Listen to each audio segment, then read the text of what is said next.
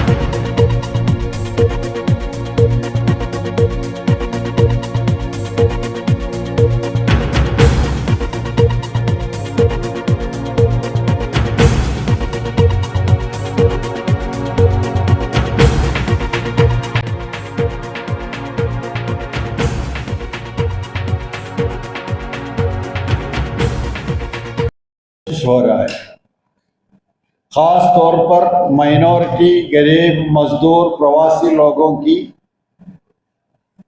Voter list से हटा के अपने हिसाब से इलेक्शन चलाने की कोशिश है। और बंगाल के अंदर जिनको वोटर लिस्ट से हटाया उनको सरकार स्कीम मना कर रहे और बहुत चर्चा भी हुआ है। अभी तकरीबन सोल्व हुआ है। टेलीग्राफ एडिटर राजगोपाल को उसमें नाम नहीं बोल के उनको पासपोर्ट भी डिने किया है। इसलिए एसआईआर देश की अलग अलग स्टेट में, अभी तो कर्नाटका में हो रहा है, ये पहले जनता सरकार को इलेक्ट किया था, अभी सरकार जनता को इलेक्ट कर रहे। कौन है देश में हमें वोट देने वाला, कौन होना है, वो डिसाइड सरकार कर रहे। और सरकार को भी क्लैरिटी नहीं है इसमें, सिर्फ एक ही मकसद है, कुछ लोगों को वोटर लिस्ट से हटाना, इसके अलावा कोई क्लैरिटी नहीं है। इसलिए एसआईआर को लेके हम लोग और भी आगे हम लोग कैंपेन करेंगे, ये इशू को लोगों के सामने रखेंगे और सभी पॉलिटिकल पार्टी के साथ उसके खिलाफ हम लोग कैंपेन करेंगे। और एक बड़े मसला है देश के अंदर, ईदगाह, मस्जिद, दरगाह माइनॉरिटी लोगों की घर मकान बिना नोटिस, बिना ऑर्डर डिमोलिश कर रहे हैं। ये बहुत सारे स्टेटों के अंदर कोर्ट की तरफ से फैसला आया है, फिर भी बिना नोटिस, बिना कुछ भी इंक्वायरी के बिना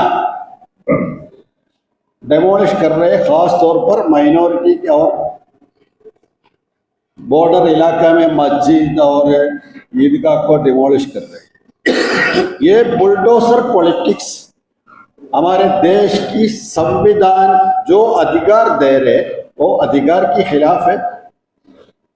ये भी खत्म करना है, सरकार इसको स्टॉप करना है। उसमें कोर्ट की जो फैसला है वो फैसले को मानना है, वो भी बहुत इम्पोर्टेंट चीज है। और हमें पता है हमारे देश के अंदर बहुत सारे एनजीओ काम कर रहे हैं। जहां सरकार की फैसिलिटी नहीं है वहां भी NGO health and education field में बहुत अच्छे अंदाज से काम कर रहे हैं। ऐसे एनजीओ को फंड रोकने के लिए अभी एफसीआर अमेंडमेंट करने के लिए कोशिश कर रहे हैं, वो बंद करके एनजीओ हमारे देश के अंदर काम नहीं करना है, वो रोकने के लिए भी प्लान कर रहे हैं। ये एक्चुअली हमारे देश में अलग अलग लोग, खास तौर पर माइनॉरिटी लोग अपने कम्युनिटी की तरक्की के लिए एजुकेशन फील्ड में, हेल्थ में, अलग अलग फील्ड में काम कर रहा था, वो रोकने के लिए सरकार कोशिश कर रही है। टोटली हमारे संविधान यहाँ के देश में हमको जो जो हुकूक दे रहे वो हुकूक को अलग अलग कानून बना के सब बंद कर रहे हैं और टोटली हमारे देश की डेमोक्रेटिक सिस्टम को बर्बाद कर रहे हैं सरकार। और बंगाल के अंदर हमने देखा है, बाकी स्टेटों में हम देखा है। इसलिए ये डेमोक्रेटिक सिस्टम को खत्म करने के लिए बीजेपी सरकार बहुत तेजी से काम कर रहे हैं। इसमें social democratic party of India 2 point में काम करना चाहते हैं। एक तो बीजेपी के खिलाफ सभी पॉलिटिकल पार्टीज को लेके मिलके हम लोग काम करना है। बीजेपी सरकार को ये संविधान की हुकूक को हटाने की कोशिश कर रहे हैं ना, वो कोशिश को रोकना है, नंबर 1। उसके साथ साथ अभी हमें पता है बहुत सारे पॉलिटिकल पार्टी अपने पार्टी को बचाने के लिए कोशिश कर रहे हैं।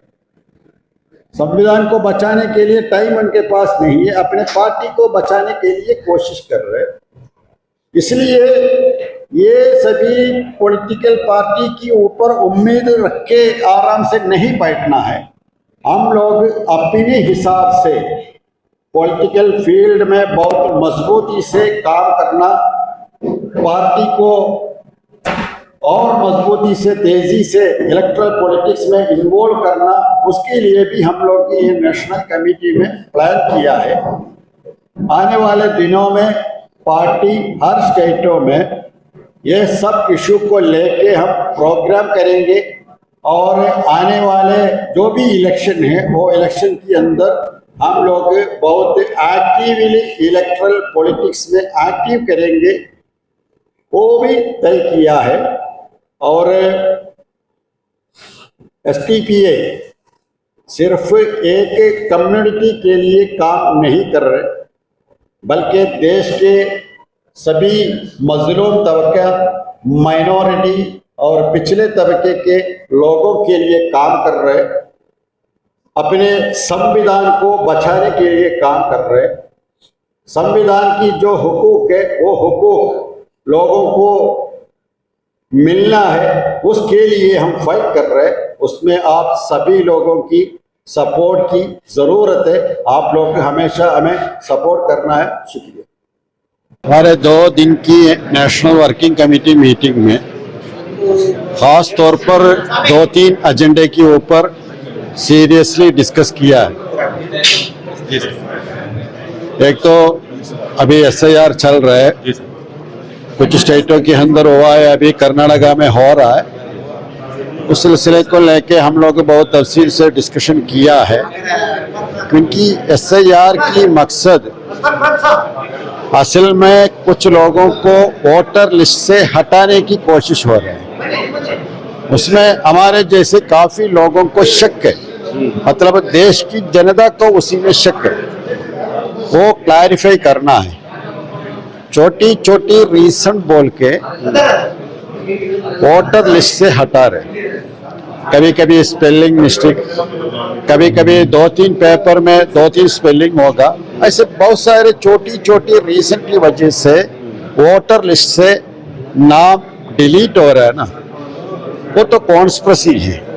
क्योंकि असल में जनता सरकार को इलेक्ट करना है, लेकिन हमारे देश में सरकार जनता को इलेक्ट कर रहे हैं अभी, ये बहुत गंभीर है। इसलिए उसी को लेके हम लोग बहुत तफसील से डिस्कशन भी किया है, और पहले जैसे हम लोग उसी को लेके हम कैंपेन करना है, प्रोग्राम करना है, लोगों को सामने ये इशू को रखना चाहिए, लीगल फाइट भी करना है। इसमें देखिए एक मेन इशू क्या है, तो एक हमारे देश की विपक्ष पार्टियां यूनाइटेड नहीं है। जो लोग यूनाइटेड थे वो भी अभी टूट गया। जैसे तमिलनाडु में स्टालिन और कांग्रेस अब अलग हो गया, महाराष्ट्र में शिवसेना और कांग्रेस लोकल बॉडी में अलग अलग कंटेस्ट किया। मतलब छोटी मोटी सभी पार्टी मिलके, देश की सभी लोग मिलके बीजेपी सरकार के खिलाफ लड़ना चाहिए था। लेकिन उसमें विपक्ष पार्टियों के अंदर भी अभी तक एक यूनिटी नहीं है। इसलिए बहुत सारे इशू कैंपेन करने में, कामयाब होने में मुश्किल हो रहा है। उसका मतलब ये नहीं है यह देश में कुछ नहीं होगा बोल के नहीं, ये बीजेपी सरकार की चालाक भी नहीं है, उसके साथ साथ विपक्ष पार्टियों की कमजोरी भी है। Social democratic party of India की रिक्वेस्ट ये है, देश की सभी पॉलिटिकल पार्टी, चाहे वो बड़े हो, छोटे हो, रीजनल हो, नेशनल लेवल के हो, सभी लोग अपने ईगो छोड़ के मिलके देश में जो हालात है, ये हालात को रख के कैंपेन करना, इलेक्शन फील्ड में उतरना बीजेपी के खिलाफ, क्योंकि बीजेपी देश की जनता को अलग एक मैसेज दे। वो मैसेज ये है, अगर हम लोग नहीं है तो ये देश की हिंदू बहुत खतरे में होगा, इसलिए आप लोग हमें वोट दीजिए, सरकार में हमें बिठाइए। माइंडसेट ऐसा बनाए। इन लोगों के पास जाके आप लोग नीट एग्जाम की क्वेश्चन लीक हुआ है, महंगाई और है, बेरोजगारी है, वो बोलने में इफेक्ट नहीं होगा। इसलिए जिनको डरा के रखा है उनके पास जाके ये देश के अंदर असली खतरा कौन है हिंदू कम्युनिटी को।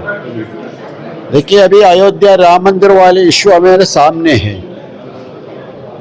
आज तक हमारे देश की प्रधानमंत्री एक लाइन नहीं बोला है,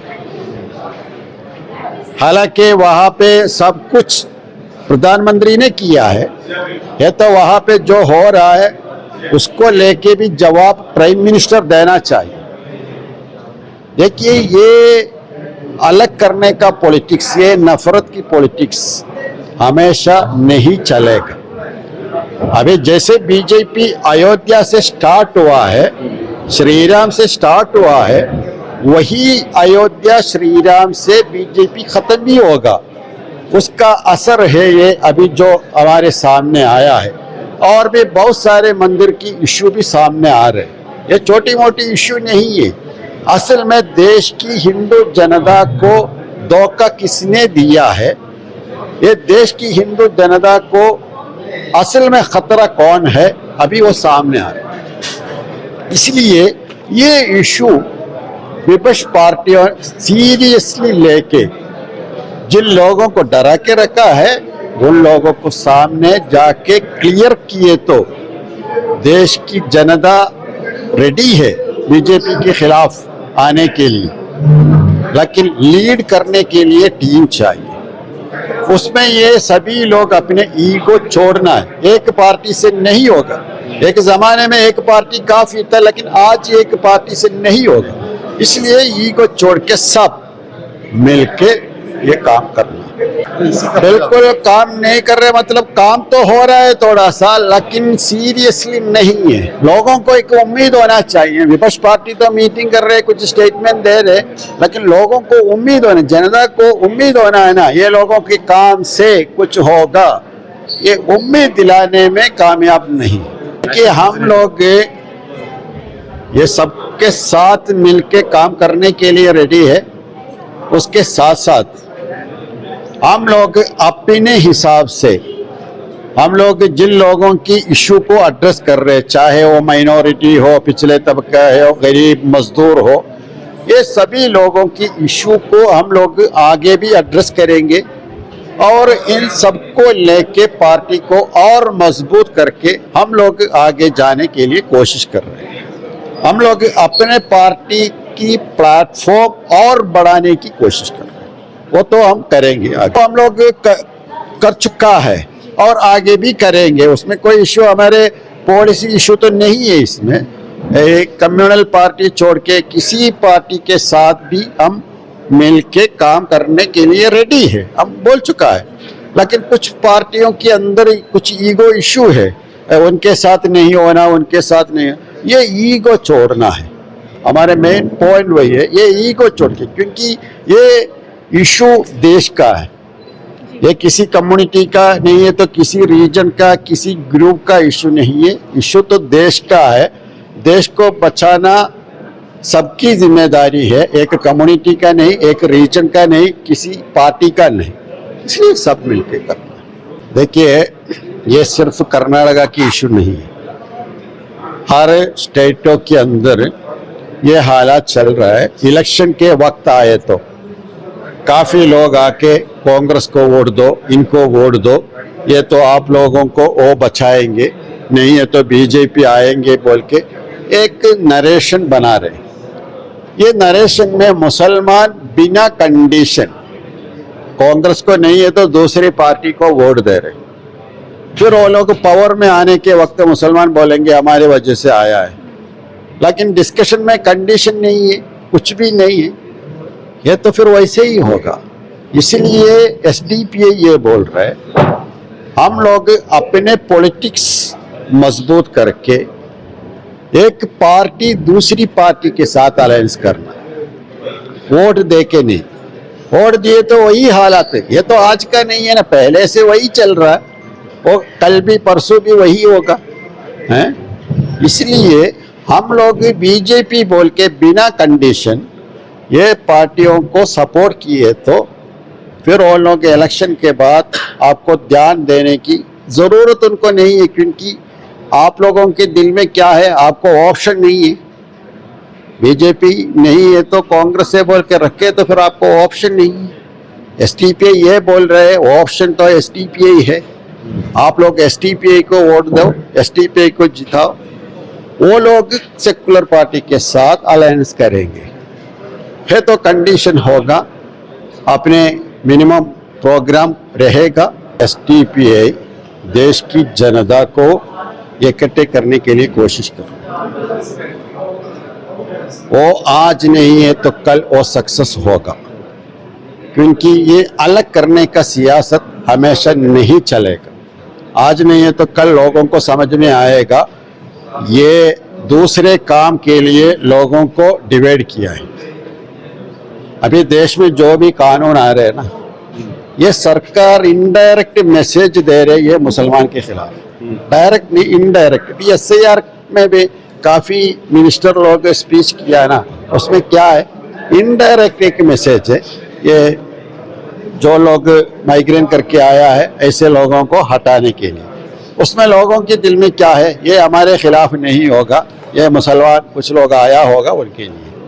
लेकिन एसआईआर होने के बाद बंगाल में बहुत सारे लोग खुदकुशी किया है, बहुत सारे लोग, इसमें मुसलमान नहीं है। वो लोग क्यों किया है, उनके पास ताकत नहीं बोल के, मतलब जो भी कानून लेके आ रहे वो दिखाने में अलग दिखाएंगे, फिर अंदर और कुछ करेंगे। क्योंकि ये लोग जो भी पॉलिटिक्स कर रहे हैं लोगों को डिवाइड करके करने के लिए कोशिश कर रहे हैं। हम लोग लोगों को, देश की जनता को इकट्ठा करके देश की तरक्की के लिए काम करना है, क्योंकि देश के अंदर डिवाइड हुआ है तो फिर देश कैसे ताकत होगा। इसलिए ये ज़्यादा वक्त नहीं चलेगा, क्योंकि ये अलग करने की पॉलिटिक्स, नफरत की सियासत बंद होगा, इत्तेहाद की सियासत, मोहब्बत की सियासत आगे बढ़ेगी। ये मुस्लिम नहीं बोले तो इसमें 2-3 पॉइंट है। ये मुसलमान बीजेपी को वोट नहीं डालेगा, इसलिए अलायंस करके कोई फ़ायदा नहीं बोल के बताए। इलेक्शन के वक्त काफ़ी कैंडिडेट आ रहे, सिर्फ एक पार्टी नहीं, कांग्रेस आ रहे, दूसरे अलग अलग पार्टी के लोग आ रहे हैं, वो सभी पार्टी में मुसलमान वोट देगा, एक पॉइंट। दूसरा पॉइंट, इंडिया में मुसलमान सेकुलर पार्टी को वोट देंगे, करेक्ट, लेकिन कितने लोग वोट डालने के लिए जा रहे हैं? जो लोग गए तो वो देंगे, कितने लोग जा रहे हैं? और जाना है तो वो मुसलमान के अंदर इन्फ्लुएंशियल लोग हैं, वो इन्फ्लुएंशियल लोग काम करना पड़ेगा, वो साउथ इंडिया के हिसाब से। नॉर्थ इंडिया में अलग अलग इशू की वजह से वोट डिवाइड होगा, वहाँ पे ये कास्ट भी बहुत इम्पोर्टेंट है और अलग अलग पार्टी भी कंटेस्ट कर रहे, रीजनल इलाके में कुछ इन्फ्लुएंशियल लोग इंडिपेंडेंट कंटेस्ट किए तो वो लोग भी बहुत सारे वोट काटेगा हैं। इसलिए नॉर्मली कांग्रेस को मिलेगा, इसलिए कांग्रेस किसी के साथ अलायंस करने का जरूरत नहीं बोलने में ये नहीं। वो एक दूसरी साइड मुसलमान भी बिना कंडीशन, मुसलमान नहीं किसी कम्युनिटी बिना कंडीशन किसी पार्टी को वोट डाले तो उससे कुछ भी मिलने वाला नहीं, वो चाहे वो मुसलमान हो, क्रिश्चियन हो, दलित हो, वो भी।